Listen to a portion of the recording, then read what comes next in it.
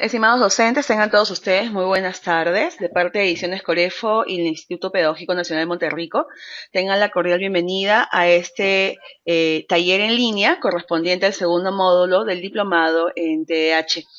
Nos acompaña el día de hoy el psicólogo Alejandro Villarreyes Gómez, quien es especialista en conducta, trastorno del espectro autista, con maestría en psicopedagogía en los trastornos del neurodesarrollo.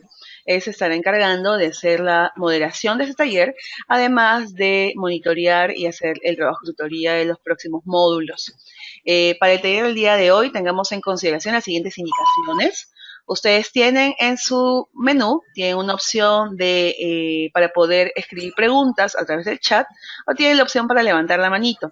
Estas les van a servir para que ustedes puedan hacernos llegar sus preguntas. El profesor Alejandro ha determinado que la sesión tenga 3 momentos específicos para hacer llegar las preguntas. En cada uno de estos momentos, él hará una pausa y los invitará a poder compartir con nosotros sus inquietudes. Por favor, no olviden que ustedes pueden hacerlo escribiendo por el chat, o si es que tienen un micrófono activo y ustedes ya lo han empleado con anterioridad, pueden también hacerlo a través de este. Nos levantan la mano y nosotros les activaremos el micro para que puedan participar. Si les pedimos, pues, por favor, levanten la mano solo si están seguros que su micrófono funciona, porque ya lo han usado previamente. ¿Ok? Entonces, para que podamos empezar con el taller, le decimos la palabra al profesor Alejandro. Profesor Alejandro, buenas tardes.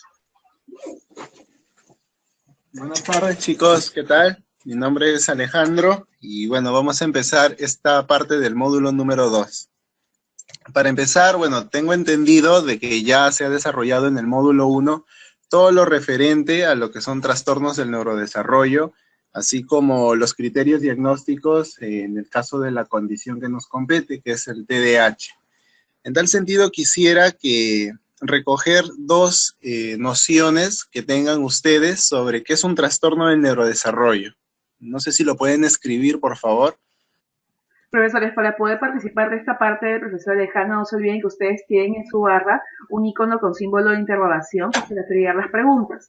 Por ese medio ustedes pueden responder a esta inquietud, ¿no? En cualquier momento ustedes pueden hacer sus preguntas por ese medio, de todos modos.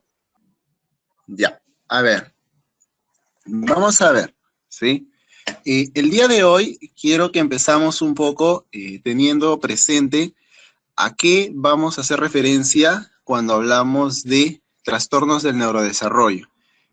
Hoy día vamos a ver todo lo referente a comorbilidad y criterios diagnósticos de otros trastornos que se insertan dentro de esta categoría. En tal sentido, necesito que neurodesarrollo. Lo primero es que los límites entre un trastorno y lo que se conoce como lo normal pueden ser muy imprecisos. ¿A qué se refiere ello? De que, por ejemplo, es habitual que en algunas situaciones probablemente estresantes, imagínense que vamos a algún lugar para que nos atiendan y se demoran en hacerlo, ¿no? Y ya tenemos esperando 10, 15 minutos y nos vienen diciendo de que ahorita nos van a atender. Es probable, o muy probable, de que llegado un punto nos incomodemos y probablemente tengamos alguna respuesta o reacción que se podría catalogar como impulsiva, ¿no? Podríamos gritar, podríamos quizás hacer un ademán, pararnos, establecer un contacto visual fuerte, ¿no? O de repente estamos desarrollando esta clase y llega un punto donde pues ya se vuelve tedioso y quizás empezamos a mirar nuestro celular, ¿no? O prendemos el televisor, qué sé yo. Uno podría decir de que nos estamos distrayendo de la actividad que nos ha reunido el día de hoy, que es poder revisar estos contenidos. Entonces, vamos viendo cómo en la población llamada neurotípica suelen haber indicadores en estos ejemplos de impulsividad, de distractibilidad. En tal sentido, una de las ideas fundamentales al hablar de trastornos del neurodesarrollo no es creer que los indicadores o las características se restringen a las personas que poseen estas condiciones, sino que es habitual encontrar dichos indicadores en cualquier tipo de personas, desde las neurotípicas hasta las que poseen alguna alteración en el desarrollo de su sistema nervioso. Lo segundo es que todo trastorno del neurodesarrollo recibe esta denominación porque está vinculado al funcionamiento del sistema nervioso y sobre todo a su maduración. ¿Qué implica esto? De que cualquier alteración que vamos a ver más adelante tiene su sustento en cómo opera, en este caso, el sistema nervioso. Y que no va a ser algo que se va a mantener a lo largo de los años de la misma manera, sino de que las manifestaciones conductuales que presente la persona van a ir variando. ¿Y de qué va a depender ello? De cómo madura o evoluciona su sistema nervioso. Otro aspecto importante es que justamente se hace hincapié en el funcionamiento y no tanto en un daño estructural del sistema nervioso. ¿Qué quiere decir ello? Que cuando hablamos de trastorno del neurodesarrollo, hablamos o se hace referencia a una disfunción en él, ¿no? No tanto a un daño estructural como podría ser, por ejemplo, algún accidente, ¿no? Algún golpe en la cabeza, de repente las personas que nacen con alguna alteración en algún hemisferio, ¿no? O que quizás las células de su cuerpo calloso no se desarrollan bien. Cuando vemos una alteración de ese tipo, se dice de que es una falla a nivel estructural. En el caso de los trastornos del neurodesarrollo, no es así. Es una disfunción la que subyace a las conductas atípicas que pueda presentar la persona. La siguiente idea es de que no existen marcadores biológicos. ¿A qué se refiere ello? A que no hay alguna prueba que nos pueda permitir establecer un diagnóstico, ¿sí?, basado en el análisis de la distribución de los genes, por ejemplo, o poder identificar el cariotipo, o cómo es que justamente cada uno de los genes se expresan al momento de elaborar o producir determinadas proteínas. En tal sentido, se tiene que hacer uso o recurrir a una serie de manifestaciones conductuales objetivas para poder valorar la condición de una persona. Lo cuarto es que justamente partiendo de la idea de que no hay límites claros entre lo normal y lo atípico, esto hace de que tanto en la población regular como en la que posee un trastorno del neurodesarrollo se presenten comportamientos que se puedan asemejar. Lo mismo puede ocurrir dentro de los trastornos propiamente dicho del neurodesarrollo. Es decir, algunas conductas que puede presentar una persona con TDAH pueden ser semejantes a las que presenta una persona con trastorno del espectro autista, ¿no? O algunas de las conductas que presenta una persona con trastorno del espectro autista se pueden asemejar a las que presenta una con algún trastorno motor, como los tics, por ejemplo, o las estereotipias.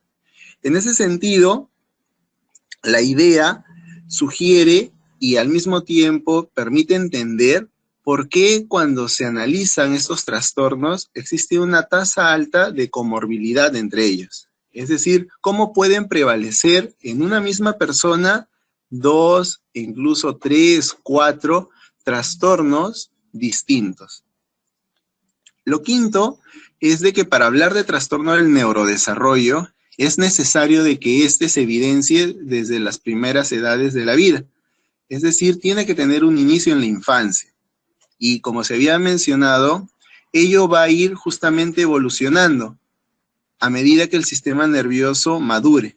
Por ende, los indicadores que presenta una persona con TEA, ¿no?, con trastorno del espectro autista, a los 3, 4, 5 años, no necesariamente van a ser los mismos cuando tenga 10 años o 9 años.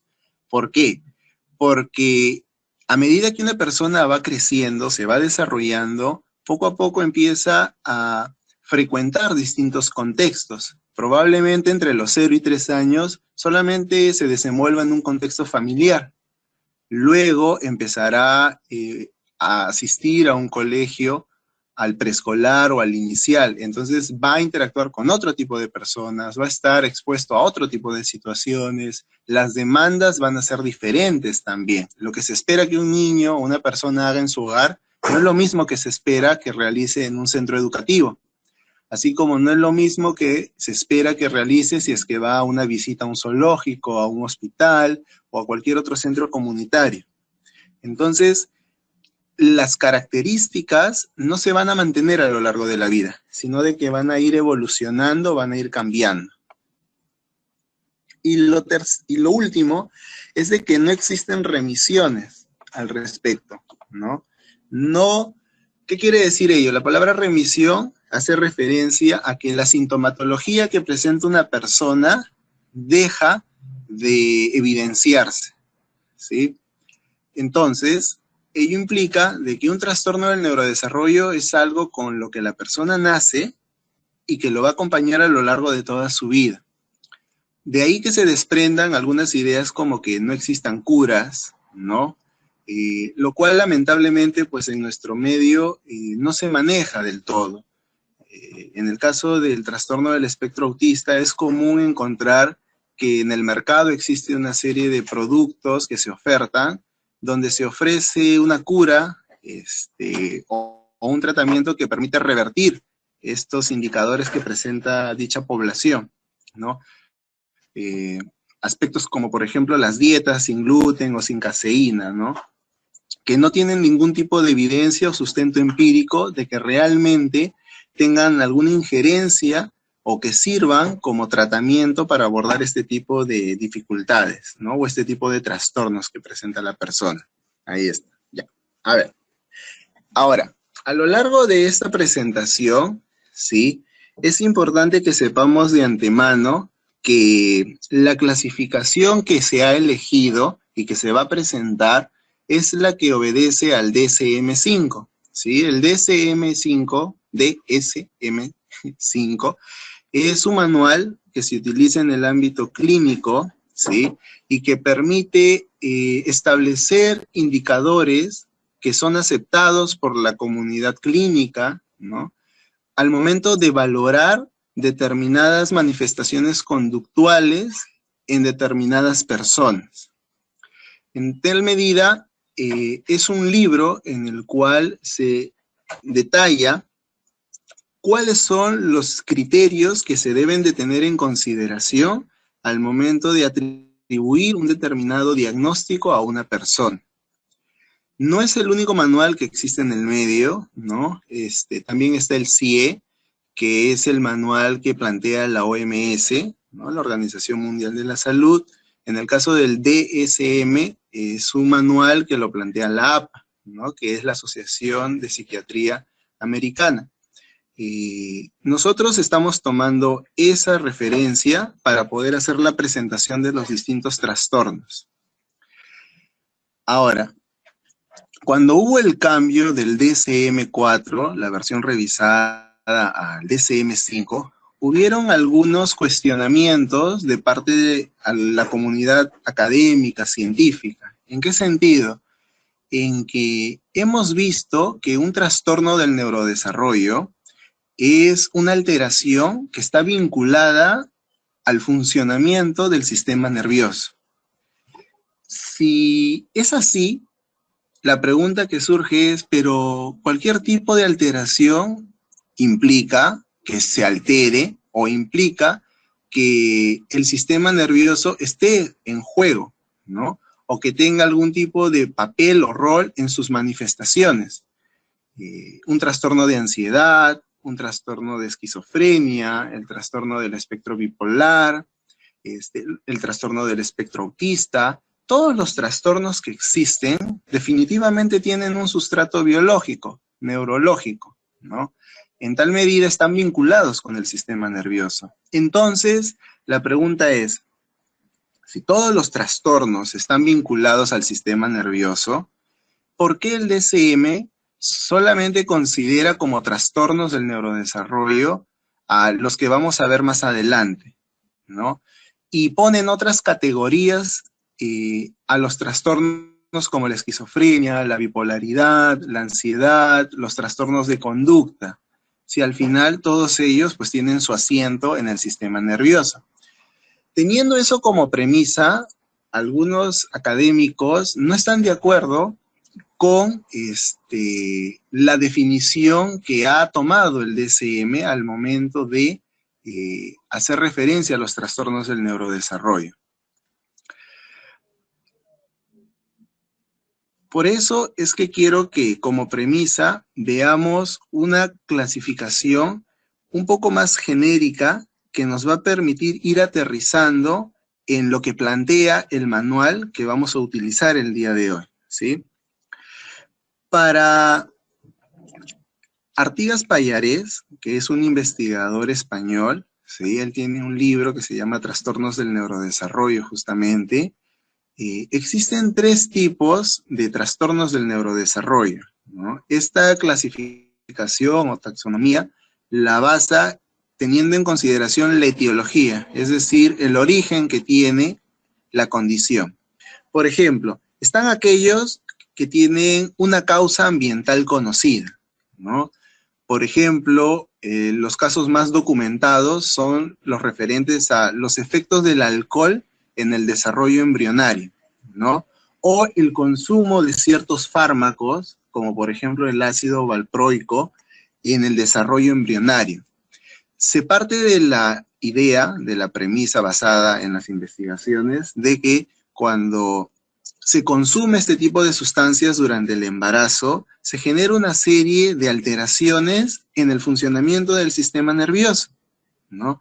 Y muchas veces esto se manifiesta a través de alteraciones conductuales. Cuando eso ocurre, se habla de un trastorno del neurodesarrollo que está vinculado a una causa ambiental conocida, en este caso la ingesta de alcohol o de algún medicamento. Después están los sindrómicos, ¿no? Los trastornos del neurodesarrollo sindrómicos. Aquí encontramos todos los síndromes que ya son conocidos, por ejemplo, el síndrome de Down, el síndrome del X frágil, el síndrome de Williams, ¿no? Un síndrome es un conjunto de conductas, ¿no? En el ámbito médico se le llama un perfil fenotípico, ¿sí? Que evidencia una persona y que la evidencia y que al mismo tiempo se tiene identificado el conjunto de genes que están haciendo que dichas manifestaciones se evidencien. Por ejemplo, en el caso del síndrome de Down, una de las posibles causas de que este se presente en una persona es la trisomía en el par 21, ¿no?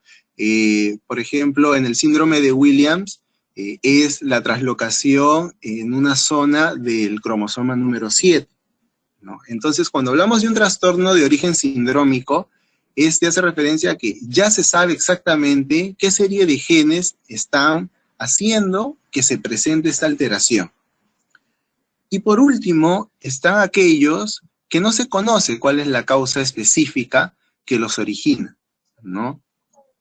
En esta categoría se agrupan todos los trastornos que recoge el DSM-5, ¿sí? Entonces, en resumen, existen 3 tipos de trastornos del neurodesarrollo.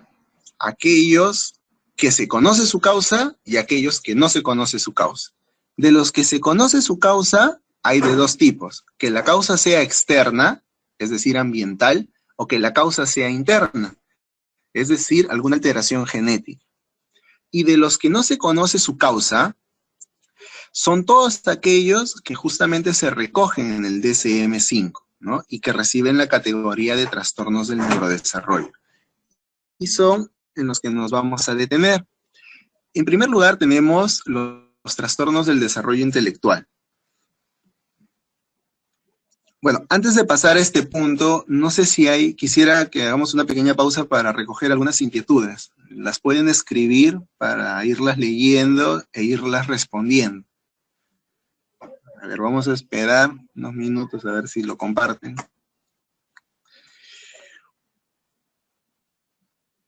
Estimados profesores, no se olviden que ustedes pueden hacernos diversas preguntas a través del chat que tienen, o en todo caso, levantando la manito para que les activemos el micrófono. Eh, Tenemos, sí, Alejandra, una pregunta de la profesora Jessica Porras. Ella nos pregunta, ¿en qué se diferencia un tic y una estereotipia? Ya. Por ejemplo, la estereotipia, ¿sí? Es un movimiento no funcional, es decir, un movimiento que no tiene ningún uso socialmente aceptado, ¿sí? Ahora, un tic es un movimiento repetitivo que puede realizar una persona. En el caso del DSM-5, ellos, dentro de la categoría de trastornos del movimiento, tienen clasificados los trastornos de las estereotipias y los trastornos de los tics, ¿no? Por ejemplo, el síndrome de Tourette entra dentro de la categoría de los trastornos del tic, ¿sí? Ahora, la diferencia radica justamente en la posible etiología que tiene cada uno de ellos. Sin embargo, ambos son frecuentes de encontrar en distintos trastornos. Por ejemplo, las estereotipias de manera aislada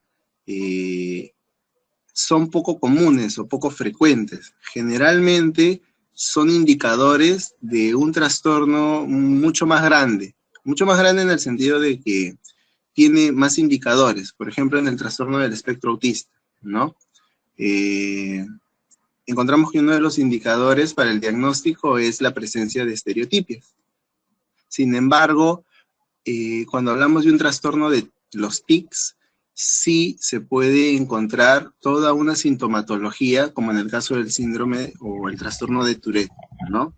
No sé si llegué a responder tu pregunta, si no, a ver, ya, uno de los primeros trastornos que quiero que veamos, ¿sí? Es el del desarrollo intelectual.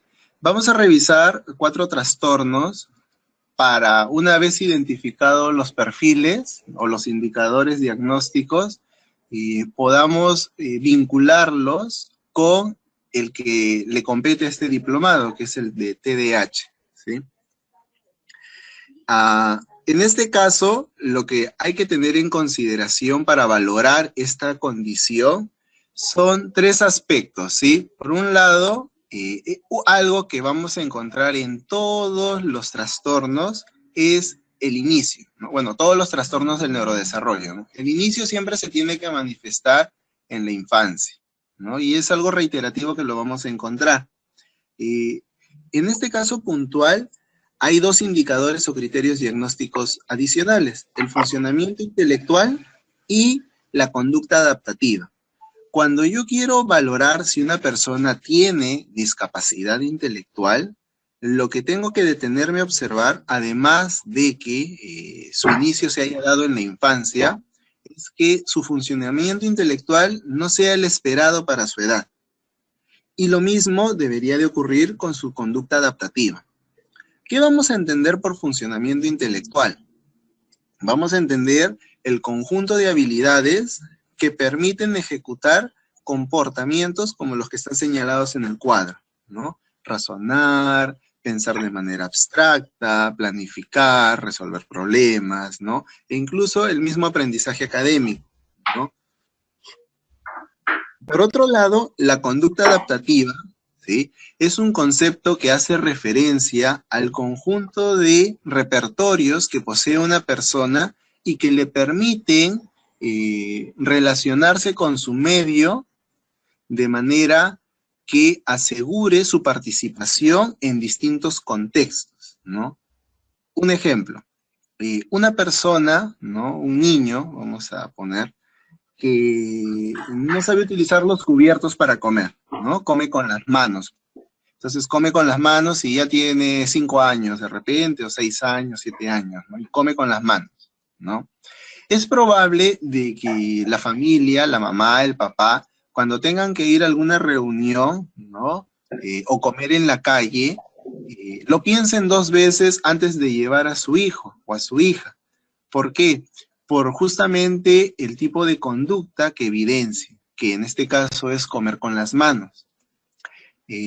Socialmente es algo que no se acepta, ¿no? No se espera que una persona realice esa actividad de esa manera. En ese sentido hablamos de que la conducta no está adaptada a las exigencias que tiene el entorno. Dentro de este concepto hay tres ejes que se deben de tener en consideración. El primero de ellos es lo referente a poseer un sistema de comunicación. Nosotros poseemos el lenguaje y eso nos posibilita el hablar. Y por último, también el hecho de que pueda valerse por sí misma, ¿no? Y no dependa de otros. Para valorar el funcionamiento intelectual y poder concluir si la persona tiene o no este tipo de dificultad, es importante utilizar siempre pruebas estandarizadas, ¿sí? Es decir, pruebas que nos permitan corroborar los resultados de la persona con,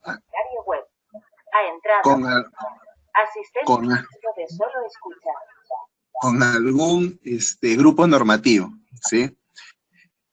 A ver, dentro de las conductas adaptativas, hay una serie de subáreas, ¿no? El hecho que la persona tenga habilidades comunicativas, el autocuidado, las habilidades sociales, es decir, cómo se relaciona con su entorno, si sabe saludar, si sabe tocar la puerta antes de ingresar, las habilidades en la vida en el hogar, si sabe ordenar sus cosas, si sabe limpiar, si sabe asearse, el uso de recursos de la comunidad, si sabe utilizar un tacho de basura, por ejemplo, autodirección, si es que sabe desplazarse con independencia y sin supervisión.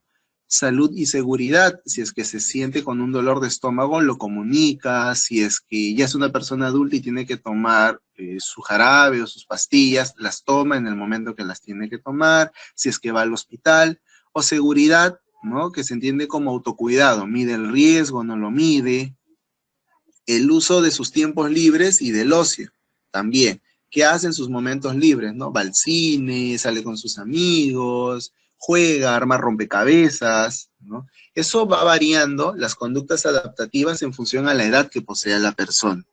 Pero en resumen, son un conjunto de habilidades que le permiten a la persona lo que veíamos antes, ¿no? Tener participación social y poseer una vida con relativa independencia. Para hacer el diagnóstico de un trastorno del desarrollo intelectual, se debe de valorar ambos aspectos, ¿no?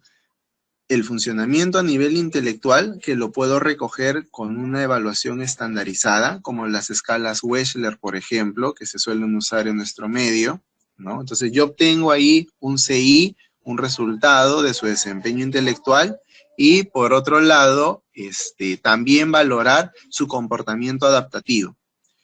Sumando esos dos aspectos, yo puedo determinar si la persona tiene alguna discapacidad intelectual, algún trastorno del desarrollo intelectual. Dependiendo de los resultados que me arroje la valoración en estos dos aspectos, ¿no? Existe una escala de gravedad que plantea el DSM-5. Tiene 4 niveles, ¿no? La discapacidad puede ser leve, moderada, grave o profunda, ¿sí? Es importante mencionar que existen pruebas también estandarizadas para medir la conducta adaptativa, ¿no? Es decir, me arroja un cociente de desarrollo, ¿sí? Y el cociente de desarrollo generalmente tiene una interpretación cualitativa, es decir, me dice si tiene algún retraso o no lo tiene. ¿Qué tipo de retraso tiene? Si es leve, es moderado, es profundo. Lo mismo hace un CI, me brinda una interpretación cualitativa. Entonces yo puedo contrastar ambos datos e ir identificando cuál es el nivel de gravedad que presenta la persona con algún trastorno en su desarrollo intelectual. Lo otro que quiero que tengamos presente es que dentro de esta categoría existen 3 tipos de subdiagnósticos, por así llamarlos, ¿no? La discapacidad intelectual propiamente dicha, el retraso global del desarrollo y la discapacidad intelectual no especificada. Cuando a lo largo de los trastornos y del manual, ¿no? Se observa un conjunto de subdiagnósticos que tienen ese adjetivo, ¿no? No especificado.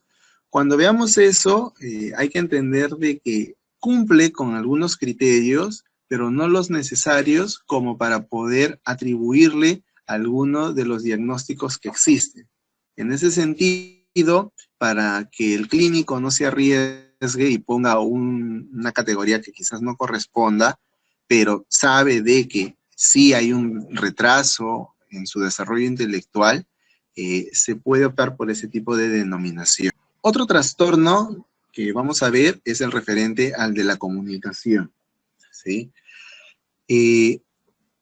Cualquier alteración que dificulta el proceso comunicativo entra dentro de esta categoría, ¿sí? Por ejemplo, el hecho de que una persona no pueda estructurar oraciones al hablar, o que puede estructurar oraciones, formular palabras, pero estas no se pueden entender, por ejemplo. Ya. Cualquier tipo de alteración que dificulte el intercambio comunicativo es un aspecto a tener en consideración al hablar de trastornos de la comunicación. Otro aspecto es de que este puede estar afectado en cualquiera de sus niveles de procesamiento. Hay dos modalidades, ¿no? Dentro del procesamiento del lenguaje, la parte comprensiva y la parte expresiva, ¿sí? Y lo tercero es de que dicha alteración se puede dar tanto a nivel del habla o a nivel del lenguaje. A nivel del habla hace referencia a aspectos como la entonación, la prosodia, la fluidez al hablar. Y cuando se hace referencia al lenguaje, denotamos de manera puntual los componentes que en él encontramos, ¿no? Uno de los aportes de la lingüística es justamente la división del lenguaje en componentes, el fonético-fonológico, el léxico-semántico, el morfosintáctico y el pragmático. Son los 4 componentes tradicionales que ha aportado la lingüística y que se usa en muchos de los instrumentos que permiten valorar el desarrollo en esta área, ¿no? Y en cuanto a las modalidades de procesamiento que se mencionaban, son 2, ¿no? La expresiva y la comprensiva. Esos aportes provienen más de la neuropsicología, ¿no? Y de la psicología del procesamiento de la información también. Por ejemplo, si yo le digo a un niño, trae la escoba, ahí está en juego la parte comprensiva del lenguaje, porque él tiene que entender esa instrucción, tiene que entender qué significa traer y tiene que entender o saber cuál es la escoba. Entonces, en la medida de que realice ese procesamiento comprensivo, va a poder ejecutar la conducta esperada, que será traer la escoba. Por otro lado, si un niño dice, dame agua, ¿no? Ahí estamos viendo la parte expresiva, es decir, él está estructurando una frase para solicitar algo. ¿Ya? Estas son las 2 modalidades que tiene el lenguaje, ¿no? La comunicación en general. ¿De qué sirve? Lo vamos a ver más adelante cuando nos detengamos en cada trastorno y sobre todo en la valoración de ellos. Uno de los primeros trastornos de la comunicación es el trastorno del lenguaje, ¿sí? Los trastornos de la comunicación es una categoría, ¿no? Que tiene 4 tipos de trastornos, ¿no? O subtipos de trastornos. El primero son los trastornos del lenguaje. Ahí ustedes pueden leer que las dificultades se da justamente en el uso de dificultades persistentes en la adquisición y uso del lenguaje en todas sus modalidades, ¿no? Debido a deficiencias de la comprensión o la producción. Las capacidades del lenguaje están notablemente por debajo de lo esperado para la edad. Lo primero hace referencia justamente a que hay una alteración, ya sea en la modalidad, es decir, a nivel expresivo, el niño no habla o habla mal, ¿ya? Mal entre comillas, ¿sí? Habla mal, o que no comprende, ¿no? O comprende a medias, o comprende solo algunas cosas, ¿sí? Por otro lado, que puede ser que la persona tenga un lenguaje y lo haya desarrollado, sin embargo, no está acorde a lo que se espera para la edad que tiene, ¿no? Una persona o un niño de 4 años, de 3 años, que se comunique, ¿no? Usando frases yuxtapuestas, como por ejemplo, dame, pan, quiero, agua, ¿no? Dame, chicha, no es lo esperado para su edad, ¿no? Para su edad ya se espera que formule oraciones e incluso pequeñas narraciones, ¿no? Entonces, ya, ese es otro indicador también. Lo otro es de que las dificultades no se pueden atribuir a otro deterioro o disfunción, ¿no? Como habíamos comentado, los trastornos del neurodesarrollo, tal como los entiende el DSM-5, se dan debido a que hay una alteración en el funcionamiento del sistema nervioso, pero que no se sabe exactamente cuál es la causa. De ahí que no se le puede atribuir algún daño estructural o a otro tipo de disfunción debidamente identificada, ¿sí? Y lo último es de que, bueno, lo que les comentaba, ¿no? Tiene que iniciarse en las primeras etapas del desarrollo. Ahora, para hablar de trastorno del lenguaje, vamos a entender de que están alterados varios de los componentes. Es decir, el niño no puede decir palabras, es decir, está afectada la parte léxica, o no comprende el vocabulario que se espera para su edad, es decir, está afectada la parte semántica. También tiene dificultades para estructurar oraciones gramaticalmente correctas, ¿no? Entonces vemos que hay una afectación a nivel morfosintáctico también, ¿no? Puede haber dificultades para poder emitir algunos sonidos también. Entonces, las dificultades se manifiestan en varios componentes del lenguaje. ¿Cuáles son esos componentes? Fonético-fonológico, léxico-semántico, morfosintáctico y pragmático. Ya. El siguiente es el trastorno fonológico, ¿sí? Dificultad persistente en la producción fonológica que interfiere con la inteligibilidad del habla o impide la comunicación verbal. La alteración causa limitaciones en la comunicación eficaz que interfiere con el desenvolvimiento del menor. El inicio, bueno, es edades tempranas y que no se puede atribuir a afectaciones congénitas o adquiridas. Los dos últimos hacen referencia a lo que vamos a ver a lo largo de los distintos trastornos. No hay una causa específica y se inicia en la infancia. Los dos primeros, sobre todo el cuadro que está de rojo, puntualiza que la dificultad ya no es en varios componentes del lenguaje, sino solamente en la producción de determinados sonidos, ¿sí? En sí, la categoría que se usa es trastornos de los sonidos del habla, ¿no? Aquí vemos que la alteración puede ser tanto a nivel fonético como fonológico. ¿Cuál es la diferencia? Que un trastorno de la comunicación, ¿no?, a nivel fonético implica que la persona o el niño no es capaz de emitir un sonido bajo ningún contexto. Por ejemplo, yo le digo pelota y él dice peyota, ¿no? Y yo le digo, no, no, no, es pelota. A ver, di tú, y dice peyota, ¿no? A ver, no. P, dice el niño. Lo, yo, dice el niño, ¿no? No, entonces, luego le digo, a ver, di no sé, mala, ¿no? Dice maya. No, no, no, mala, maya. Entonces vemos que en ningún contexto, ¿no?, en ninguna verbalización que realiza, es capaz en este caso de poder pronunciar el sonido L, ¿sí? Cuando ello ocurre, el niño no es capaz de emitir el sonido, hablamos de que la dificultad es más fonética.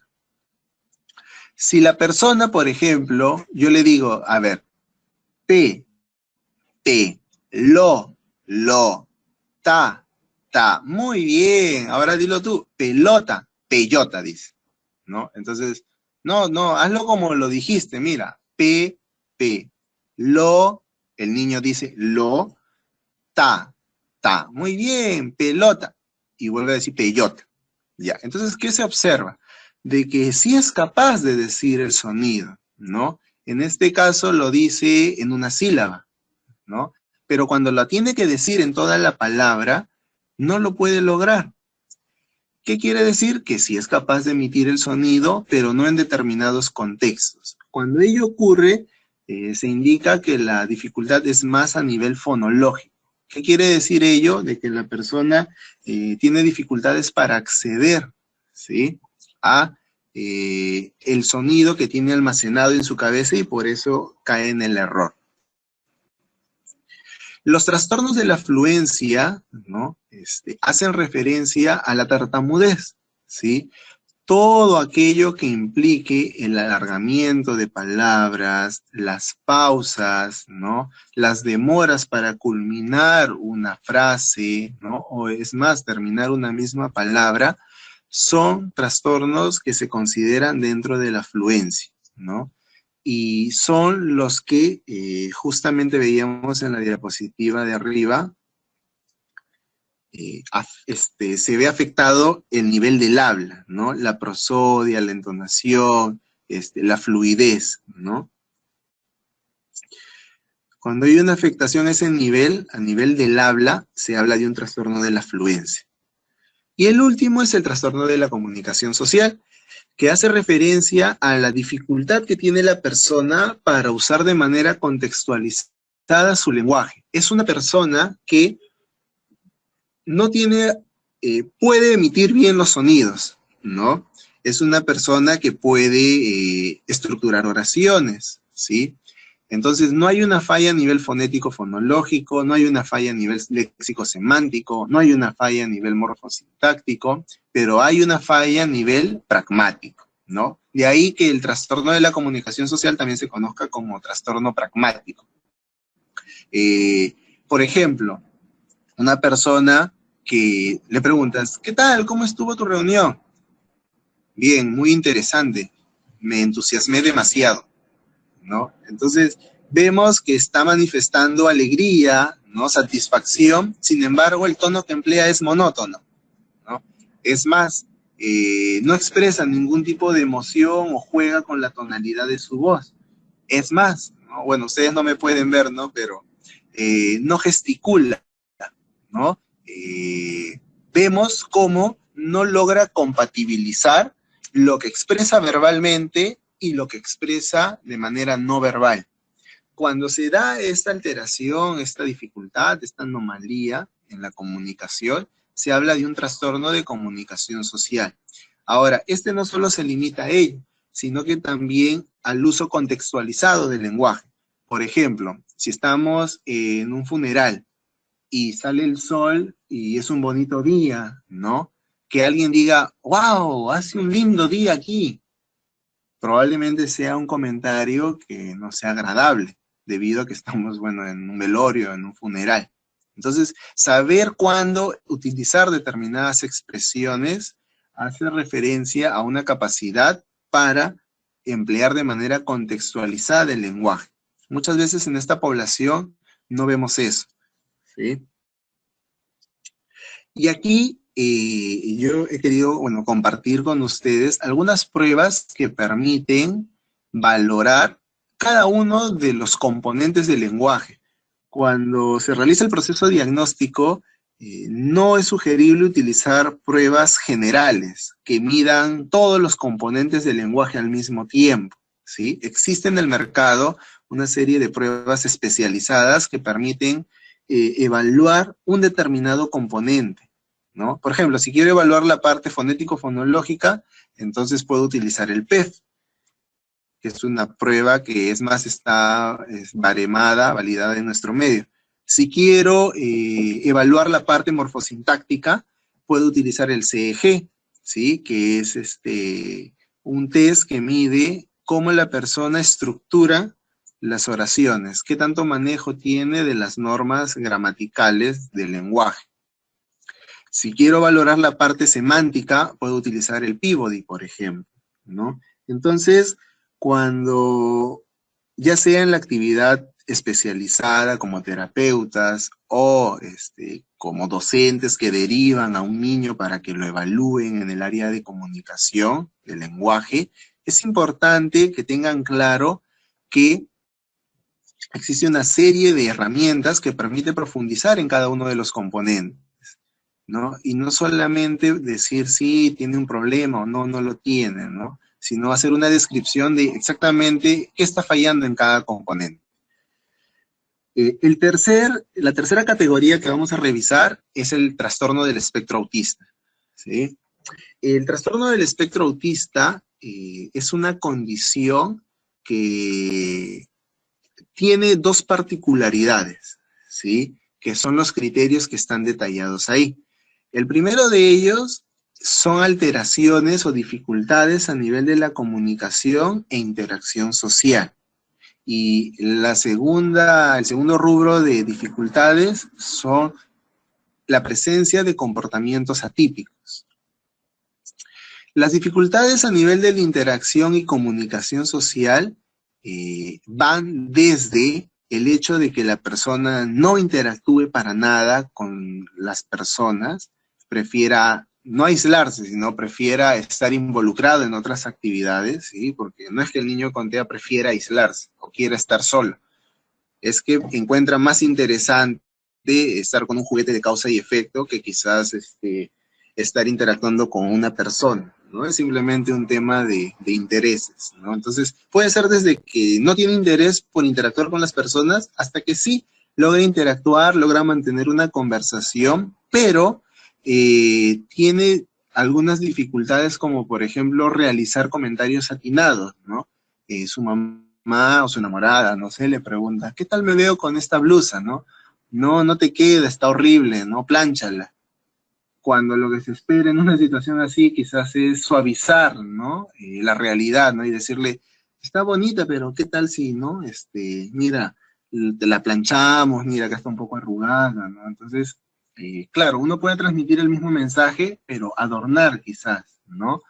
Es lo que se espera. Entonces, puede ser desde que no interactúa la persona hasta que interactúa, pero tiene algunas dificultades al momento de relacionarse, ¿sí? Y lo otro es la presencia de comportamientos atípicos. Por ejemplo, la utilización de objetos, ¿no? O el habla repetitiva, ¿no? El empleo de objetos de manera repetitiva también. Entonces, utilizo, cada vez que llego a un lugar, busco la espuma, por ejemplo, y busco la espuma y busco la espuma, o busco las burbujas, busco las burbujas, busco las burbujas, ¿no? Ahora, el uso de objetos de manera repetitiva generalmente va acompañado también con los famosos movimientos autoestimulatorios, ¿no?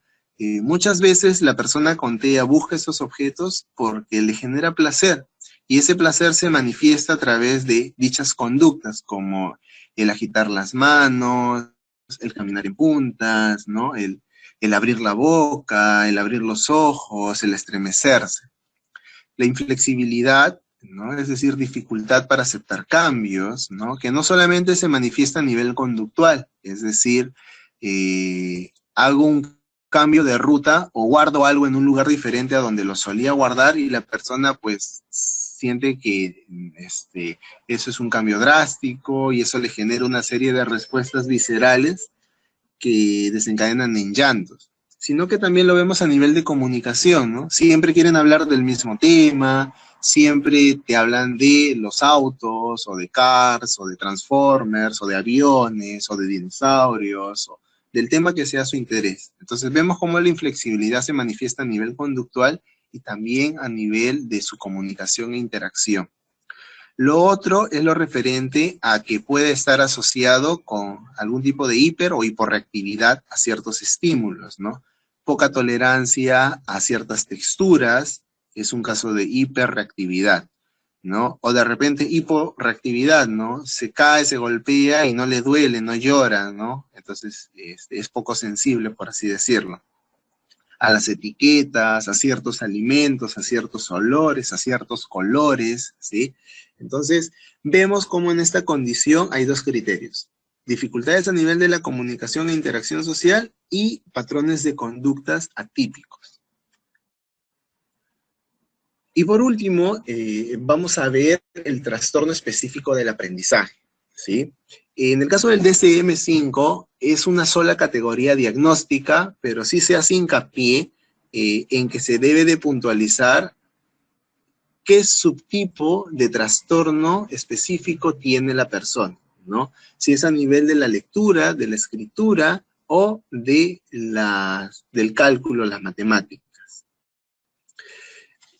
Ahí hay algunos ejemplos que permiten entender lo que está en el cuadro, ¿no? Dificultades en la precisión al leer palabras, ¿no? En la velocidad o fluidez de la lectura y en la comprensión, ¿no? Por ejemplo, lee palabras sueltas en voz alta, ¿sí? Lo puede hacer, pero lo hace de manera incorrecta o lo hace con lentitud. El perro, ¿no? Con lentitud, ¿no? O vacilación, ¿no? ¿Qué dice? Niña, no, mina, la mina, ¿no? Entonces, hay vacilación o hay lentitud o simplemente se equivoca. Generalmente adivina las palabras, ¿no? Ve las letras iniciales y, como no puede decodificar las demás, evoca alguna palabra que sí conoce y cree que es esa, ¿no? Pero no necesariamente lo es. O dificultad para expresarse bien con las palabras, ¿no? Es decir, no las puede terminar de codificar del todo, ¿no? O leer como se espera en este caso.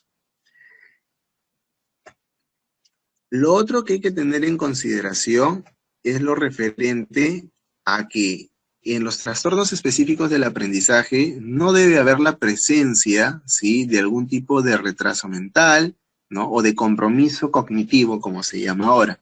No debe de haber alguna deficiencia ni motora ni sensorial. No debe de haber privación sociocultural ni ningún trastorno emocional asociado, ¿sí? Para hablar de trastorno específico del aprendizaje.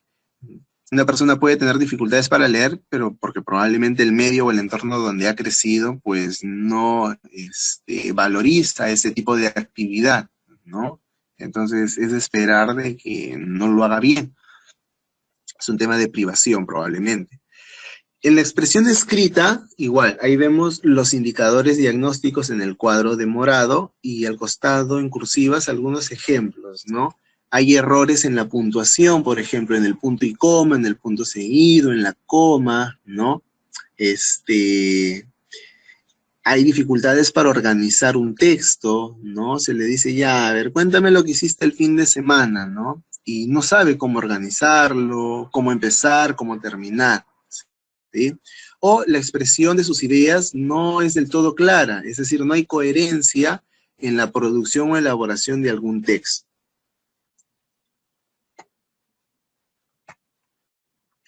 Y a nivel del cálculo, las matemáticas, ¿no? Igual, en el cuadro de verde vemos los indicadores y al costado algunos ejemplos, ¿no? Hay dificultades, por ejemplo, para poder operar según se espera para su edad, ¿no? Es decir, ya se espera que pueda realizar sumas mentalmente con con números de una cifra, pero no lo hace, utiliza sus dedos todavía, ya, ahí hay una alteración, una dificultad. O comprende mal los números, ¿no? No sabe asociar una cantidad a un número, intercambia, invierte los procedimientos, ¿no? Se pierde al momento de realizar una operación combinada. Entonces, vemos que no logra desarrollar con éxito una serie de tareas, en este caso matemáticas. Bien, hasta ahí quisiera saber si es que hay alguna pregunta, alguna duda. A ver, tenemos a través del chat, nos han hecho llegar dos preguntas. La primera es de la profesora Erika Medina. Ella nos pregunta si existen niveles de autismo también, si es que autismo leve, profundo, moderado.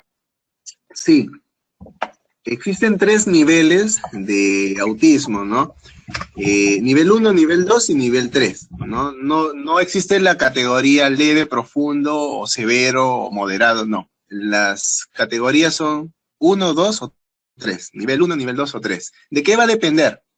Va a depender de que haya compromiso cognitivo y algún trastorno del lenguaje asociado, ¿sí? Por ejemplo, un niño con TEA, con autismo no verbal, ¿no? O un niño con TEA que es netamente colálico, solamente, o sea, puede verbalizar palabras, pero todas son repeticiones de lo que escuchó en alguna canción, ¿no? Vemos de que hay un trastorno del lenguaje asociado. ¿Por qué? Porque no ha desarrollado palabras, solamente repite sonidos de alguna canción, o no puede estructurar oraciones, es decir, está afectado el componente morfosintáctico, ¿no? Y mucho menos puede hacer un discurso. Entonces, el nivel de severidad va a estar asociado a que haya o no dos cosas: compromiso cognitivo y algún trastorno del lenguaje. El nivel 1 es aquel donde no hay compromiso cognitivo, es decir, yo le tomo una prueba de inteligencia y la persona sale normal bajo, normal, ¿no? Y al mismo tiempo no hay afectación del lenguaje, es decir, puede hablar. Es lo que antes se conocía como el Asperger o el autismo de alto funcionamiento, ¿no? Eso sería el nivel 1, por ejemplo, ¿no? El nivel 2 sería lo que antes se conocía como el autismo de bajo funcionamiento, y el nivel 3 sería lo que antes, por ejemplo, se conocía como el autismo clásico de Kanner, ¿no? Pero estas denominaciones ya no se utilizan en el DSM-5, ¿no? Es 1, 2 o 3. Ok. La siguiente pregunta. Sí, tenemos una pregunta de la profesora Jessica Porras. Ella nos consulta cómo diferenciar que un niño es hiperactivo e impulsivo porque tiene el CI bajo y no porque es TDAH. Generalmente los niños con CI bajo, que están en el borde, los fronterizos, no son muy evidentes. ¿Cómo darnos cuenta que su problema es el CI y no el TDAH? Ya. Ahí va a ser importante hacer bien el diagnóstico diferencial, ¿no? ¿Qué es un diagnóstico diferencial? Es poner en un cuadro los indicadores de una presunción diagnóstica, ¿no? Por ejemplo, yo creo que este niño tiene discapacidad intelectual. Entonces, elaboro un cuadro donde pongo los criterios diagnósticos para la discapacidad intelectual.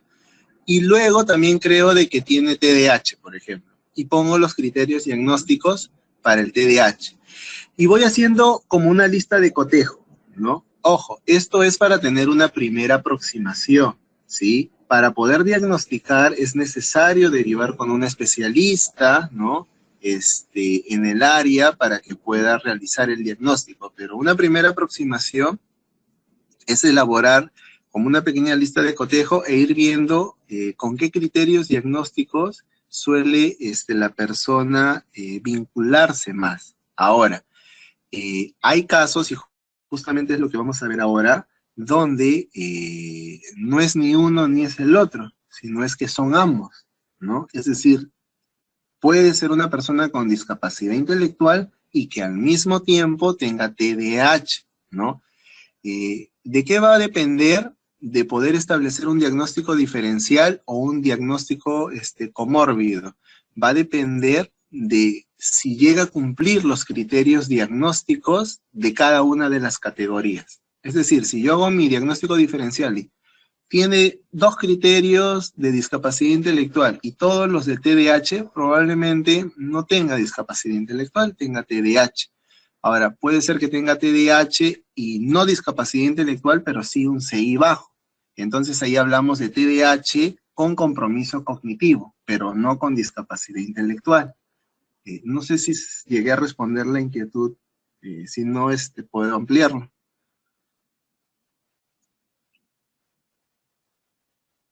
Profesora Jessica, si es que le quedó claro, si es que tuviese alguna duda, por favor, también puede usar el bloque de preguntas para hacérnoslo llegar, igual levantar la manito si es que tiene activo su micrófono. Ya. Aquí vamos a empezar a hablar. A ver, hemos visto primero qué son los trastornos del neurodesarrollo. Hemos visto que hay 3 subtipos o 3 tipos, ¿no? De causa conocida y de causa no conocida. Cuando la causa es conocida, puede ser externa o interna. Y cuando no es especificada la causa, es porque no se sabe exactamente la etiología o el origen. Generalmente los trastornos del neurodesarrollo que recoge el DSM-5 obedecen a esta clasificación, los trastornos de causa no especificada. Dentro de los trastornos del neurodesarrollo hemos visto el día de hoy 4 de ellos, ¿no? Uno es el trastorno de la comunicación, el trastorno del espectro autista, trastorno específico del aprendizaje y trastorno de discapacidad intelectual. Ahora, ¿por qué hemos visto todo ello? Porque justamente uno de los aspectos centrales de este módulo es poder valorar cuando se presenta, además de TDAH, algún otro trastorno en la persona, ¿sí? Ahora, acá tenemos algunas ideas, ¿sí? Que nos van a ayudar a entender que la comorbilidad no es algo atípico al momento de diagnosticar, sino por el contrario, que es algo muy común, ¿sí? Por ejemplo, en el caso del TDAH, es muy frecuente encontrar asociados problemas de aprendizaje, ¿sí? Incluso trastornos del aprendizaje también. De esos trastornos del aprendizaje, los que más se suelen presentar son las dislexias, por ejemplo, y las discalculias, ¿sí? Eso lo vamos a ver un poco más adelante. Pero esto no solamente ocurre con el TDAH, como vemos en las nubes, ¿no? También pasa con el autismo y la discapacidad intelectual. Justamente respondiendo una pregunta, comenté que el trastorno del espectro autista de nivel 3 es aquel donde además de los indicadores de TEA, hay discapacidad intelectual y hay trastorno del lenguaje, ¿no? Y este es el 70% de los casos de TEA, o sea, es bastante la comorbilidad, ¿no? Y así, igual vemos otros trastornos que están asociados entre ellos. Y por comorbilidad vamos a entender la presencia de uno o más trastornos del primario, ¿sí? ¿Qué significa eso? Desde el punto de vista evolutivo, ¿no? Una persona a los 3, 4, 5 años puede evidenciar un conjunto de conductas que obedecen a un trastorno. Por ejemplo, trastorno TDAH, ¿no? Ya a los 5 años evalúo a un niño y concluyo que cumple con todos los criterios para tener TDAH. Bien, ok, esta persona crece, ¿no? A los 3, 4 años probablemente esté en casa todavía, ¿no? Ya a los 5, 6, 7 años empieza a ir al colegio, ya no solamente se desenvuelve en la casa, sino en el aula. Y en el aula se empiezan a presentar situaciones donde tiene que atender a la clase para poder adquirir ciertos conocimientos académicos, ¿no? El adquirirlos va a asegurar su éxito o no en el colegio, ¿no? En el caso de que el niño, pues debido a su distractibilidad y a su hiperactividad, no logre mantenerse involucrado en una clase, no logre desarrollar los contenidos que se espera que aprenda, probablemente empiece a atrasarse y empiece a tener un problema en el ámbito del aprendizaje. Ahora, no solamente eso. Entonces, a los 4, 3 años, antes de empezar la primaria, antes de empezar los procesos de lectura y escritura, ¿no? Que se empiezan en la primaria, ese niño solamente tenía TDAH, ¿no? Por así decirlo. Pero una vez ya está inserto en un contexto donde tiene que adquirir los conocimientos de lectura, de cálculo, de escritura, probablemente no lo haga debido a su condición de TDAH, ¿no? A la distractibilidad, por ejemplo. Y empiece a presentarse de manera asociada un problema de aprendizaje.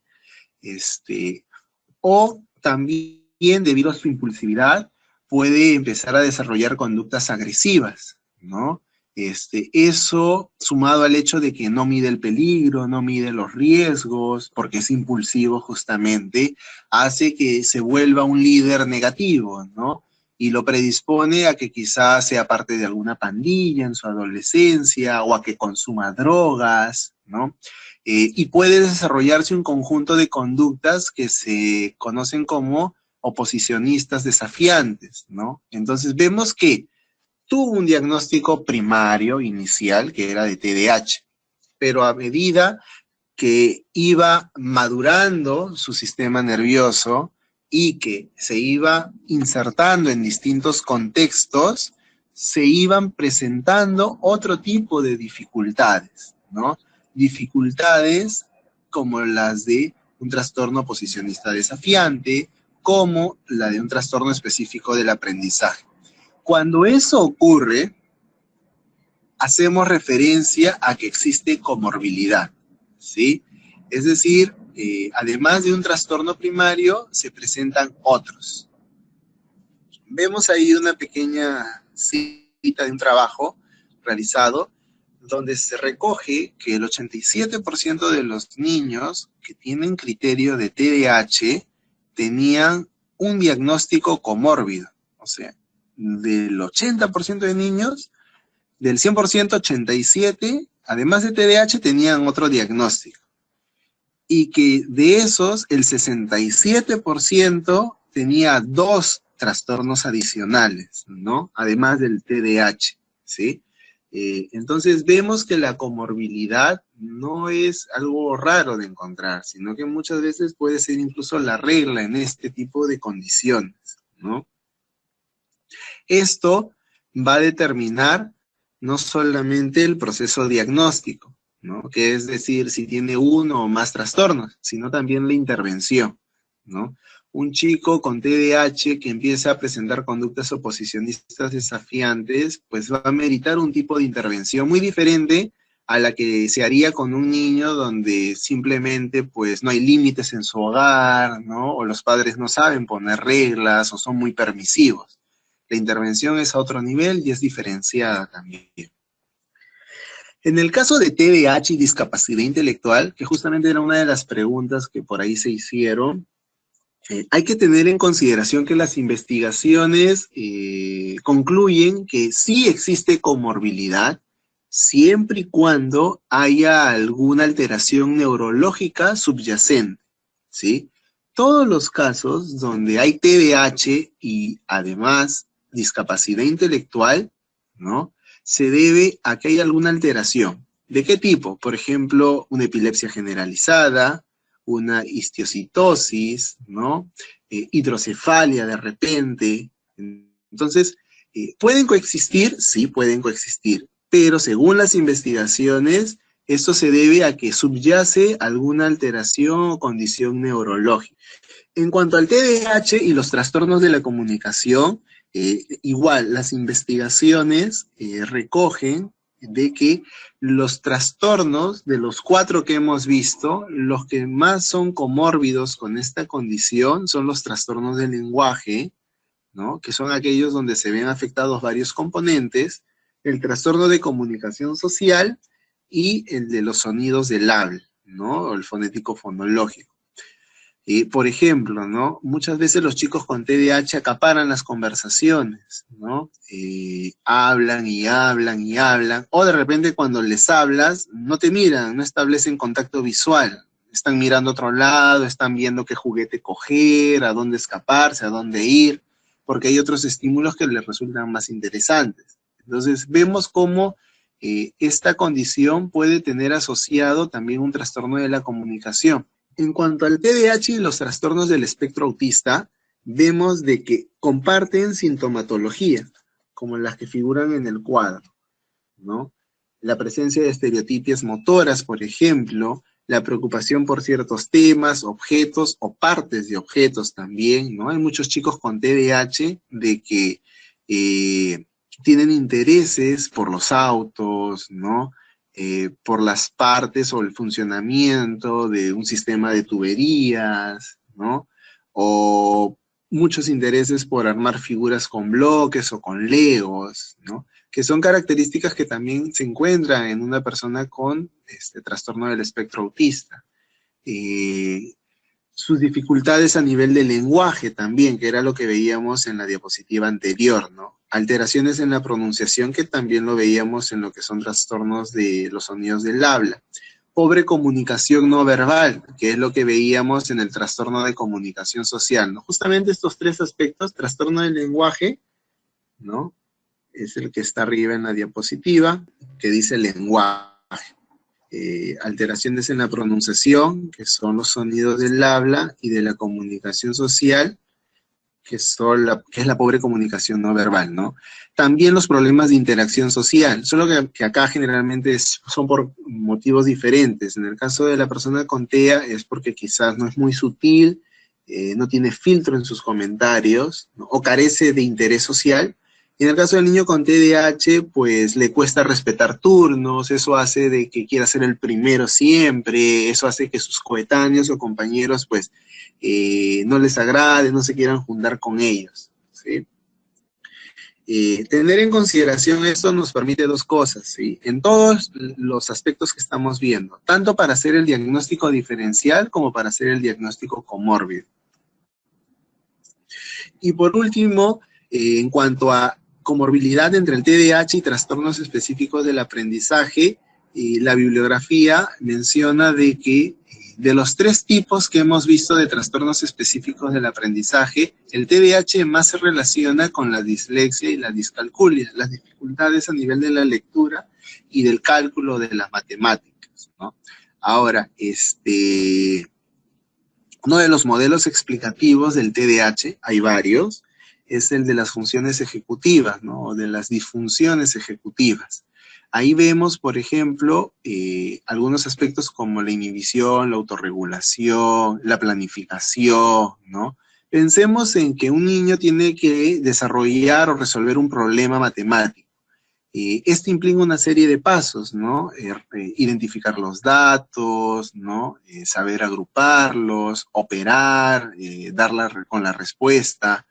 Ello implica que planifique dichos pasos. Entonces, si sabemos que en este trastorno, ¿no?, de déficit por atención e hiperactividad, se ve alterada la parte de planificación, que es una función ejecutiva, es decir, que la corteza prefrontal se encarga de ella, y al mismo tiempo un problema matemático que se inserta dentro del área de aprendizaje implica también planificar, vamos encontrando la relación a nivel de áreas cerebrales, ¿no?, que se encargan de que se evidencie una determinada conducta, ¿no? Igual es con la dislexia, por ejemplo, el tema de la conciencia fonológica. Aparte de leer, implica, justo en la lectura del módulo, se ha colocado un ejemplo, ¿no?, de los pasos que implica el leer. Y uno de los primeros es poder mirar y discriminar cada una de las letras, luego poder tener acceso a los sonidos que tenemos almacenados y empezar, en el caso de la lectura silenciosa, ¿no?, hacerlo de esa manera. ¿Qué pasa si la persona pues tiene un déficit marcado en su atención? Probablemente ya falla desde el primer paso y no puede ni siquiera discriminar porque está atendiendo otros estímulos. Entonces, las investigaciones correlacionan o plantean que la comorbilidad se suele presentar entre el TDAH y el trastorno específico del aprendizaje, se da más a nivel de lectura y de matemática. Y bien, bueno, esos han sido los aspectos vinculados a la prevalencia que existe y a qué se debe ella entre el TDAH y los trastornos que hemos revisado al inicio. No sé si hay alguna pregunta para poder ampliar. Ok, a ver, la profesora Jessica, que hizo la consulta hace un rato sobre el niño con CI, nos dijo, Ajá. pero si un niño tiene presencia de 2 trastornos, una debe predominar. Y después nos dice, ¿podría por favor profundizar el tema del día? Me imagino que es del discapacidad intelectual y TDAH. Y dice, tengo una alumna con CI de 72 y que fue diagnosticada con TDAH. Según la mamá, ella tiene epilepsia de nivel 1 y esta se evidenció hace 2 años, poco menos de 2 años. Ya, ya, a ver. Imagino que ese va a ser su caso de trabajo. Sí, sí, yo creo que va a ser su caso. A ver, eran dos preguntas, ¿no? La primera Una era, si es que hay 2 ajá, trastornos, una predomina. ya, ya. A ver, en el caso, en un diagnóstico comórbido, no predomina una o la otra, ¿sí? Se habla de diagnóstico primario no porque predomine, sino porque es el que se hizo inicialmente, ¿no? Como el caso de la niña, por ejemplo, que mencionan, ¿no? Para ir uniendo las dos intervenciones. A ella se le diagnosticó primero TDAH, me parece, y luego se le valoró a nivel intelectual y arrojó un CI bajo, ¿no? Así es. Un CI de 72. Entonces, vemos, por ejemplo, que su diagnóstico primario fue el de TDAH y que posteriormente se hizo otra valoración donde se concluyó que tiene un CI bajo, ¿no? En este caso de 72. Entonces, no es que uno predomine, ¿no? Cuando se habla de comorbilidad es porque hay 2 trastornos Y que hayan dos trastornos implica de que la persona cumpla con los criterios de ambos por igual, ¿no? Eso es para responder a la pregunta. Ahora, justamente también el comentario va acorde a lo que se ha mencionado, ¿no? Menciona que la niña tiene TDAH y un CI bajo, y que se ha detectado que tiene epilepsia, ¿no? Justamente en el cuadro que vemos ahorita, se hacía mención de que cuando se habla que el TDAH tiene un diagnóstico comórbido con la discapacidad intelectual, es porque subyace una condición neurológica, ¿no? Ahí en el cuadro vemos el caso de las epilepsias, por ejemplo, que es justamente lo que se menciona. Entonces, ¿qué está ocurriendo? Que en la epilepsia los mecanismos neuronales que subyacen o que se ven alterados en esta anomalía son justamente los encargados de que se evidencien determinados comportamientos. Y estos comportamientos corresponden a los indicadores que se tienen en consideración en el TDAH y en la discapacidad intelectual. Ahora, sí quisiera ahí ampliar un poquito y comentar que el hecho de tener un CI bajo no implica que la persona tenga discapacidad intelectual. Un CI bajo, como hemos visto en el trastorno de discapacidad intelectual, solo es una parte del diagnóstico. Esto se tiene que complementar con su valoración a nivel de sus conductas adaptativas, ¿no? Es decir, hay muchos niños con un CI bajo, ¿sí? Lo cual implica que probablemente no van a responder a las exigencias académicas, ¿sí? Pero que a nivel de comportamientos adaptativos se desenvuelven muy bien, ¿no? Se desplazan solos, saben tomar un micro, saben asearse, saben cambiarse, saben servirse su comida, saben calentar, usar el microondas. Entonces vemos que una persona puede tener un CI bajo y probablemente eso nos diga algo de su futuro escolar y académico, pero no necesariamente el diagnóstico de trastorno de discapacidad se centra en el CI, sino que hay que valorar también la conducta adaptativa, ¿no? Y ahí tienen una diapositiva donde están las áreas que se encuentran inmersas en ese concepto de conducta adaptativa, ¿no? Alejandro, No sé quisiera hacerte una pregunta yo. Yo he visto, yo soy profesora de aula también, y he visto que algunos informes de intelectuales que se presentan de evaluación del coeficiente intelectual del niño todavía presentan la nomenclatura de retraso mental. ¿Eso se sigue usando a partir con el DSM-5 o es lo mismo que decir discapacidad intelectual o es la valoración de otro tipo de prueba? claro. No, a ver, actualmente, la asociación, ¿no? Porque los trastornos tienen una serie de asociaciones, ¿no? El TDAH tiene su asociación, ¿no? En el caso de la discapacidad intelectual también, y se investiga y se trabaja al respecto, y en la actualidad, la comunidad, ¿no? Encargada de investigar sobre esta condición, acuña y utiliza el concepto de discapacidad intelectual. El de retraso mental era una categoría que se utilizaba antes, ¿no? Pero que en la actualidad la comunidad académica, ¿no? Ya no la utiliza, ¿sí?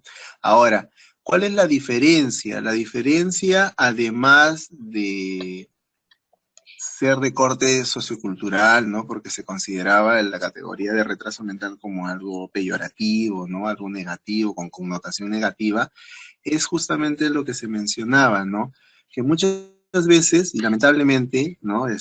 Cuando se realiza una evaluación de inteligencia, todo el informe se centra en el CI, ¿no?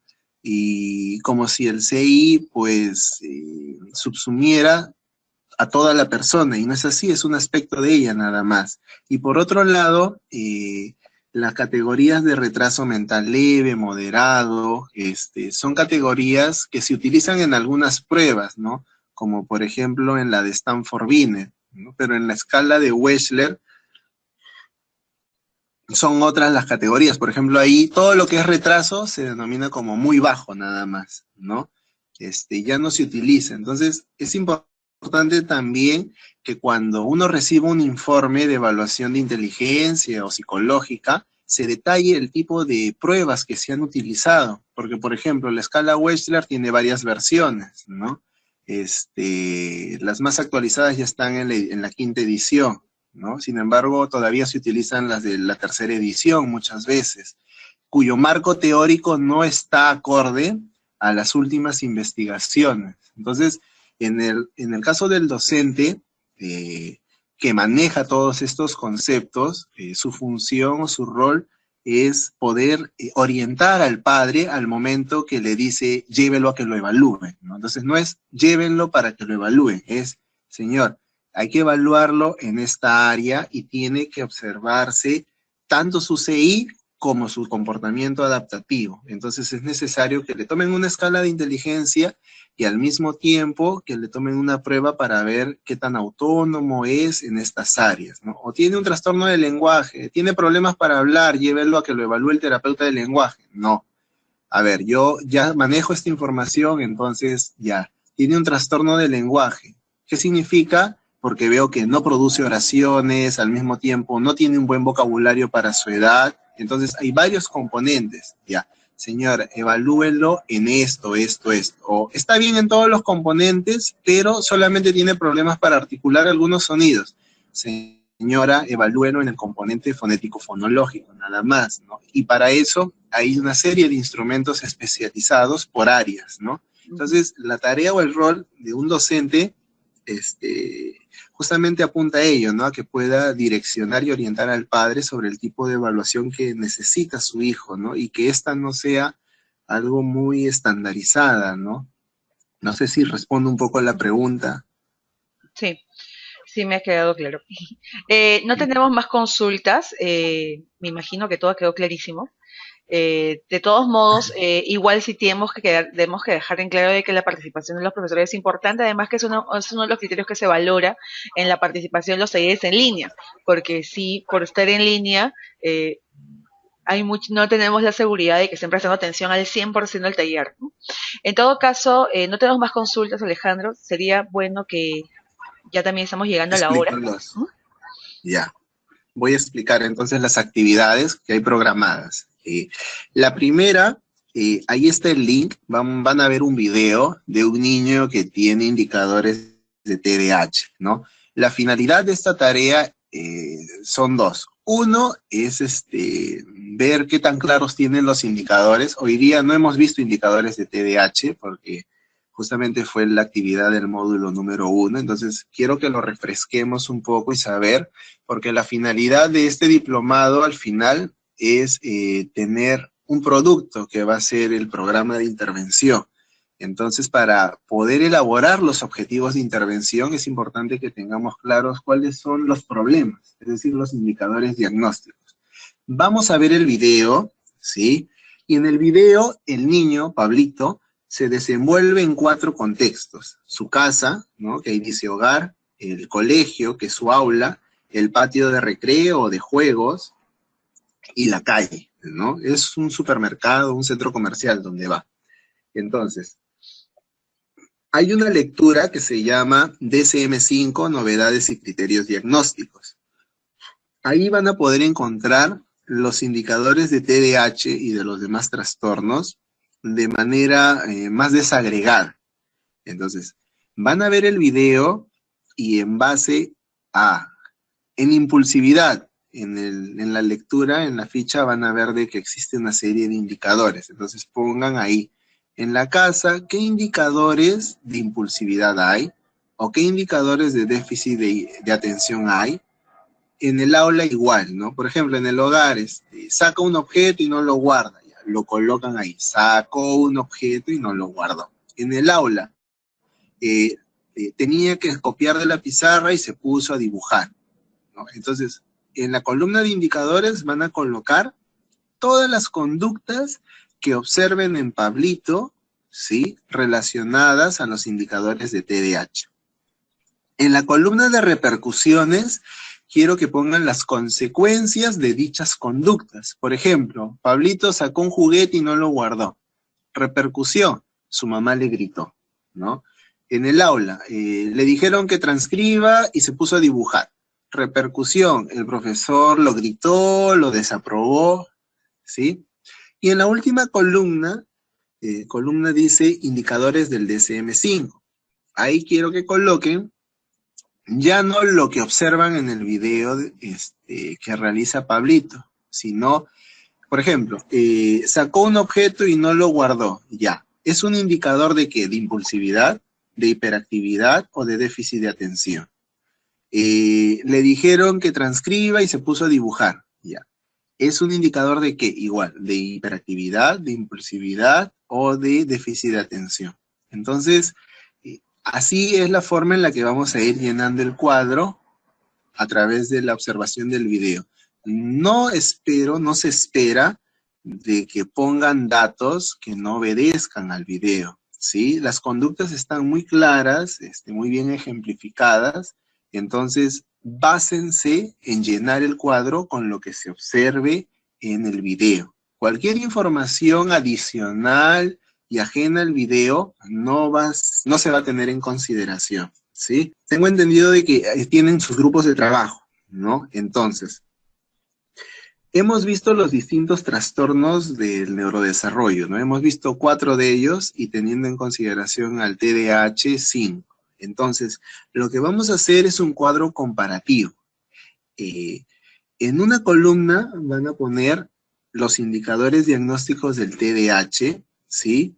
Y en otra van a poner los indicadores diagnósticos de alguno de los trastornos que ustedes quieran elegir.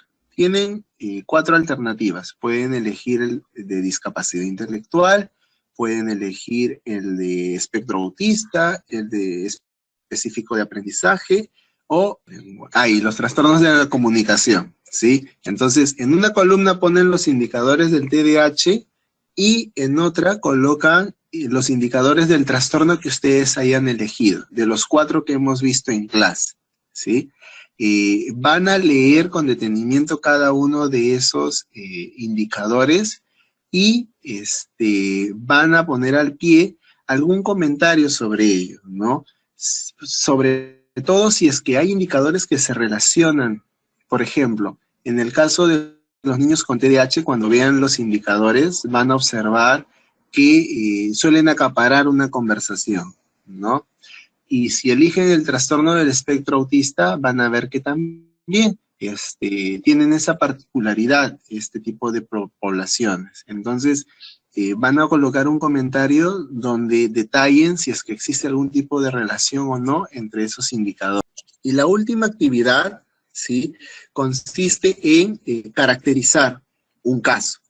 Van a elegir un caso que conozcan, ¿sí?, donde además de TDAH posee alguna de los otros trastornos que se han mencionado también, ¿sí? El modelo de tabla está ahí. La diferencia es de que en el trabajo anterior ustedes están cogiendo los indicadores diagnósticos del DSM, ¿no? Y los están transcribiendo y luego están haciendo una pequeña valoración de si existe o no alguna relación. En este caso van a elegir una situación real. Vean dentro de su población si hay algún niño que posee estos indicadores o tiene el diagnóstico y quiero que elaboren una pequeña descripción de ese caso, ¿no? Por ejemplo, Juan, ¿no?, se para constantemente, pellizca, jala el cabello. Entonces quiero que coloquen ahí ya no los indicadores que están en el DSM-5, sino las conductas que evidencien el caso que ustedes hayan elegido.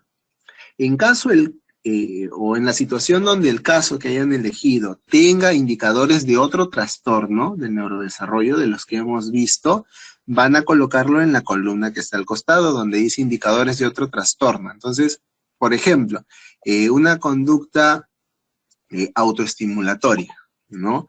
No se considera dentro de los criterios diagnósticos del TDAH, pero sí es una conducta que se observa en el trastorno del espectro autista. Y entonces, esa conducta que tiene su caso, la ponen en esa columna que dice indicadores de otro trastorno del neurodesarrollo. Si, por ejemplo, observan otra conducta, como por ejemplo, tiene dificultades para emitir algunos sonidos, ya. es un indicador que se relaciona más con el trastorno fonético fonológico. Entonces lo pondrán en la columna de indicadores de otro trastorno del neurodesarrollo. ¿Para qué vamos a hacer este trabajo? Lo vamos a elaborar porque quiero que ya quede caracterizado el caso, porque en base a ese caso es que vamos a desarrollar la siguiente clase y elaborar el programa de intervención que se va a realizar. Entonces, esa es la finalidad de este tercer trabajo. Entonces, ahí están las fechas de entrega, ¿sí? La primera actividad con la que arrancamos, tienen entre el 8 y el 14 para presentarla, ¿no? Ya me imagino tienen su cronograma y todo ello. Entonces, sí hacer hincapié en que se basen en el video, en la información del video, ¿sí? ¿Por qué? Porque la finalidad es que ustedes observen un caso y sean capaces de identificar los indicadores diagnósticos, ¿no? Entonces, vean el caso y practiquen en esa actividad, ¿sí? De poder identificar los criterios que caracterizan a esta población. Bien, hasta ahí entonces la presentación de las actividades. Bueno, acá una pequeña frase que quería compartir con ustedes, ¿sí? Que tiene que ver justamente con el diagnóstico de TDAH y que muchas veces se considera como simples problemas de conducta o niños malcriados, ¿no?